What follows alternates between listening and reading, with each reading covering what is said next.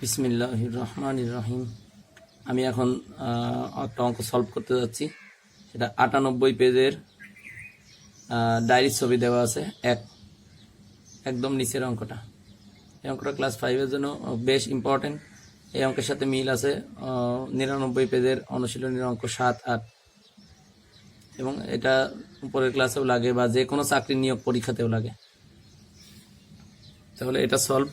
একজন বিক্রেতা ক্রয় মূল্যের চাইতে 12% কমে ৭,০৪০ টাকায় একটি টেবিল বিক্রয় করলো। ভালো করে খেয়াল করেন, একজন বিক্রেতা ক্রয় মূল্যের চাইতে 12% কমে ৭,০৪০ টাকায় একটি টেবিল বিক্রয় করলো। টেবিলটির ক্রয় মূল্য কত ছিল? টেবিলটির ক্রয় মূল্য কত? তো ক্রয় মূল্য আমাদের বের করতে বলছে কার বিপরীতে? ৭,০৪০ টাকার বিপরীতে। অর্থাৎ যে জিনিস ৭,০৪০ টাকা দিয়ে বিক্রি করছে আসলে সেটা কত দিয়ে ক্রয় করা ছিল সেটা বের করতে বলছে। তাহলে আমাদেরকে ওই পার্সেন্টের কাছে যেতে হবে, গিয়ে পার্সেন্টের ভিতরে ওখানে পার্সেন্টের যেখানে পার্সেন্ট থাকে, পার্সেন্ট এত পার্সেন্ট ক্ষতি, এত পার্সেন্ট কম, সেখানে অবশ্যই বা লাভ বা বেশি এ টাইপের কথা থাকলে সেখানে অবশ্যই 3টা জিনিস থাকে। যেমন এখানে 12 কি, পার্সেন্ট কি? পার্সেন্টটা সবসময় ক্রয় মূল্য, পার্সেন্টটা সবসময় ক্রয় মূল্য। 12 হচ্ছে যে টাকাটা 100 টাকা থেকে কমে গেছে, তো এই ক্রয় মূল্য 100 টাকা, আর 100 টাকা থেকে 12 টাকা কমে গেল। এবার এই 12 টাকা কমে বিক্রি করছে, তাহলে বিক্রয় মূল্য এখানে আছে, বের করে নিতে হবে। তাহলে এখানে 3টা জিনিস সবসময় থাকে। এই 3টা জিনিসের দিকে আমরা খেয়াল করি। আমি একটু অর্থটাও লিখে দিই। 12% অর্থ এটা তোমাদের না লিখলেও চলবে, আমি তোমাদের বোঝার সুবিধার্থে লিখতেছি। 12% কমে অর্থ 100 টাকার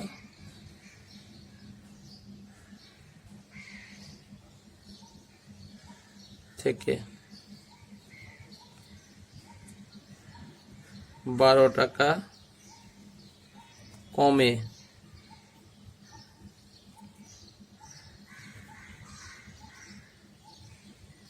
বিক্রয় মূল্য।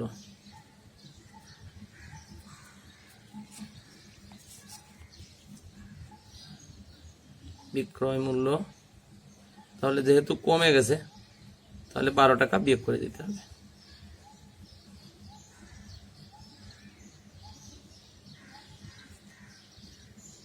তাহলে হলো হচ্ছে 88 টাকা। আচ্ছা, এখন এই লাইনের মধ্যে আমরা 100 পাচ্ছি, 12 পাচ্ছি, আর 88 টাকা পাচ্ছি। 12টা আসলে আমি ব্যাখ্যা দেওয়ার জন্য লিখছি, 12 তোমাদের না লিখলেও চলবে। 100 টাকা, এই 100 টাকাটা কি? এই 88 টাকা ক্রয় মূল্য, তাহলে 100 টাকা হচ্ছে 88 টাকা বিক্রয় মূল্য, 100 টাকা তাহলে ক্রয় মূল্য। ক্রয় মূল্য 100 টাকা। এখন এই যে ক্রয় মূল্য আর এই হচ্ছে বিক্রয় মূল্য, এই দুইটা দিয়ে মেনলি আমাদের কাজ করতে হবে। তাহলে আমাদের এই 12% মধ্যে ক্রয় মূল্য বিক্রয় মূল্য কত সেটা আমরা এখন পেয়ে গেলাম বা জেনে গেলাম। আর বিক্রয় মূল্য দেওয়া আছে ৭,০৪০ টাকা, ক্রয় মূল্য বের করতে বলছে। তাহলে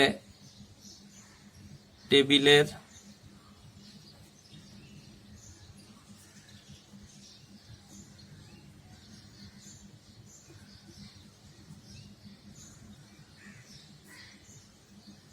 বিক্রয় মূল্য আমরা এক্স বা ক এই টাইপের সংখ্যা ধরে নিতে পারি। অর্থাৎ আমরা অনুশীলনী 4-এ যেভাবে করে আসছি, খোলা বাক্য ক টাকা। টেবিলের ক্রয় মূল্য, সরি ভুল হয়ে গেল, টেবিলের বিক্রয় মূল্যটা ক। আচ্ছা, তাই আমি বিক্রয় বি কেটে দিই, তাহলে এটা হয়ে গেল ক্রয় মূল্য, আর এই বিক্রয় মূল্য হচ্ছে এটা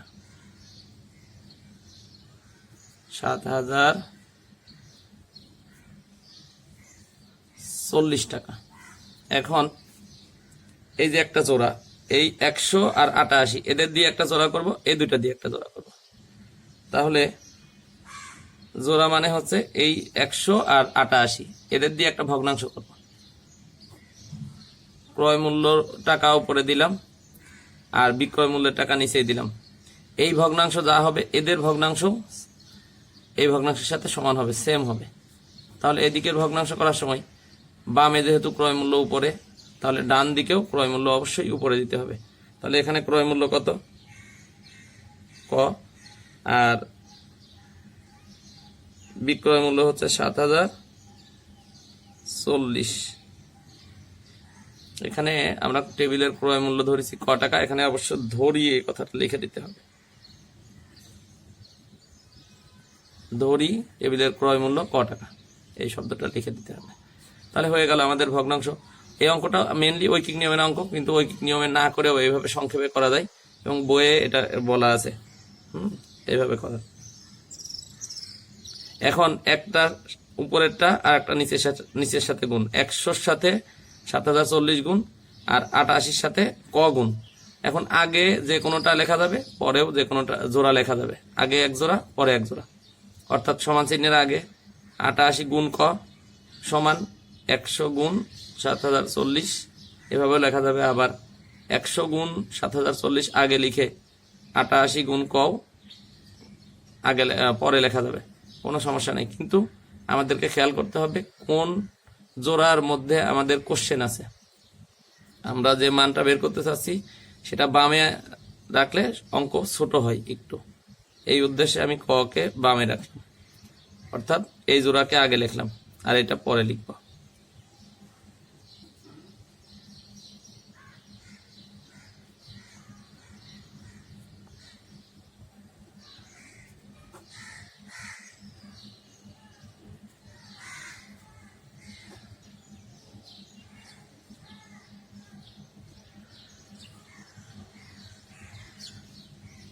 এখন কাটাকাটি করলে হয়ে যাবে ইনশাল্লাহ।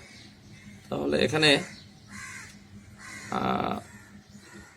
4 দিয়ে কাটে, আচ্ছা আমি 4 দিয়ে যদি কাটি, প্রথমে 4/22, আর এখানে যদি 4 দিয়ে কাটি কত আসতেছে, 4 3 7-এর মধ্যে একবার যাই, 3 বাসে 30, 4 7 28, 2 24, 4 7 24 আর একটা শূন্য। এখন আরো ছোট করা যায়, যেমন 2 দিয়ে কাটলে 11, আর এখানে 2 দিয়ে কাটলে হচ্ছে 8 দুগুণে 16, 8 দুগুণে 16, তারপরে 11 1 11 আর 8 11 88 আর 0। তাহলে হয়ে গেল এই যে 100 গুণ 80, 8 1 8, 100-র সাথে 2 শূন্য, 80-র সাথে 8-এর সাথে 1 শূন্য, 8000 টাকা। এই 8000 টাকা এটা উত্তর।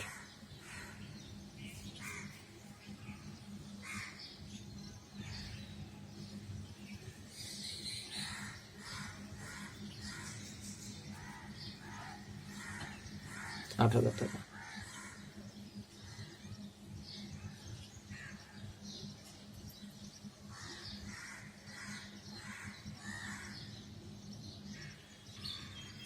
এখন আমি অনুশীলনী 9-এর 7 নম্বর অঙ্কটা দেখাবো।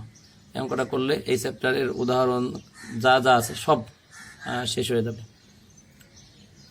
ধারাবাহিকভাবে সব আমার ইউটিউবে দেওয়া আছে চ্যানেলে, তোমরা দেখবা। 7 নম্বর, একটি দোকানে 1800 টাকার পণ্য 20% কমে বিক্রয় করা হলো, পণ্যটির বিক্রয় মূল্য কত? এখানে ভালো করে খেয়াল করতে হবে, এই 1800 টাকার সাথে কোনো কিছুই লেখা নাই, না ক্রয় মূল্য না বিক্রয় মূল্য। তাহলে অবশ্যই পরে এটা বুঝে নিতে হবে যে এটা কোন মূল্য। হ্যাঁ, এটা কোন মূল্য। আর একটা জিনিস দেখে সহজে বোঝা যায়, যেহেতু বিক্রয় মূল্য বের করতে বলছে তাহলে এটা ক্রয় মূল্যই হবে। আসলে এটা ক্রয় মূল্যই, কারণ এই টাকার এত টাকার পণ্য 20% কমে বিক্রি করছে, তো এটা ক্রয় মূল্য হবে। যে টাকার উপরে হিসাব করা হয় সেটা ক্রয় মূল্য। আমি এখানে লিখে দিচ্ছি ক্রয় মূল্য। তাহলে আমাদের ক্রয় মূল্য আছে, বিক্রয় মূল্য বের করব। এই যে এখন 20%, এই পার্সেন্টের কাছে গিয়ে আমাদের এটা ভালো করে বুঝে নিতে হবে। 20% কমে অর্থ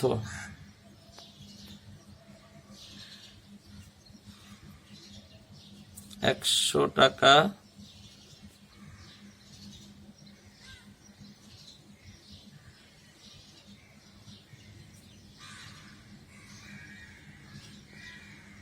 থেকে 20 টাকা কমে বিক্রয় মূল্য।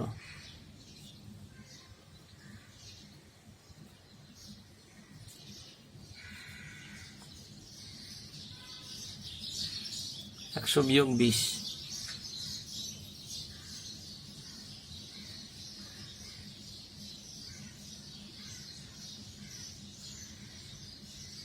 টাকা। তাহলে এখানে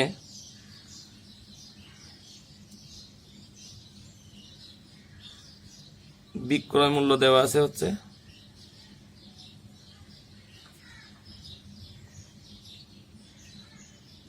বিক্রয় মূল্য নাই, সরি। তাহলে ক্রয় মূল্য দেওয়া আছে হচ্ছে 1800 টাকা, আর বিক্রয় মূল্য বের করতে বলছে। ধরি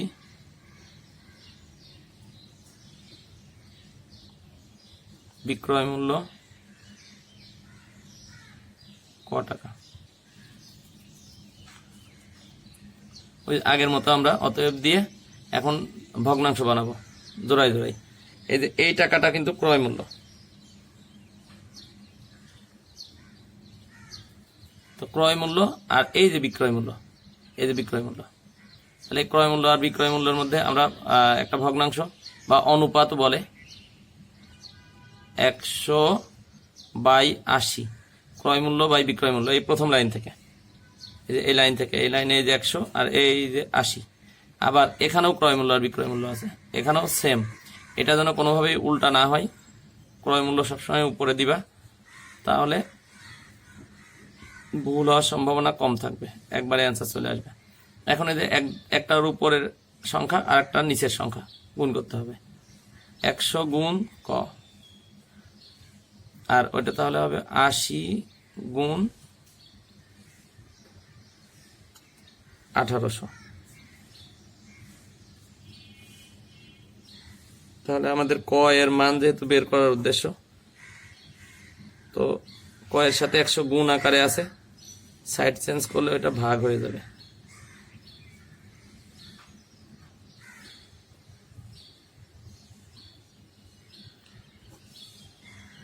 এখানে 100 2 শূন্য, 1800 2 শূন্য, 2 শূন্য কাটলে বারে 1 থাকে, আর এখানে 2 শূন্য কাটলে 18 থাকে। তাহলে আমি পুরাটা কেটে নতুন করে 18 লিখে দিব, এখানে পুরাটা কেটে 1 লিখে দিলাম। এখন নিচের একের কোনো ভ্যালু নাই, বা আমরা বলি লেখা লাগবে না, তো ভ্যালু নাই ওই কারণেই বলি, আসলে ভ্যালু আছে কিন্তু লেখতে না লিখেও চলবে আর কি। এখন 80 গুণ 18, 18 144, আর একটা শূন্য হয়ে গেল আমাদের। এখন বিক্রয় মূল্য পেয়ে গেলাম,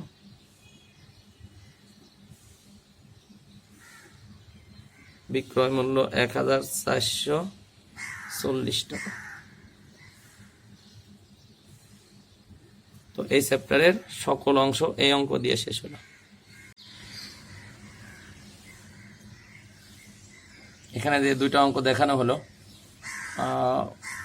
98 পেজের ডায়েরির ছবি হয়েছে 1 নাম্বার, আর এই 9 অনুশীলনীর 7 নাম্বার অঙ্কগুলো কিন্তু খুব ইম্পর্টেন্ট।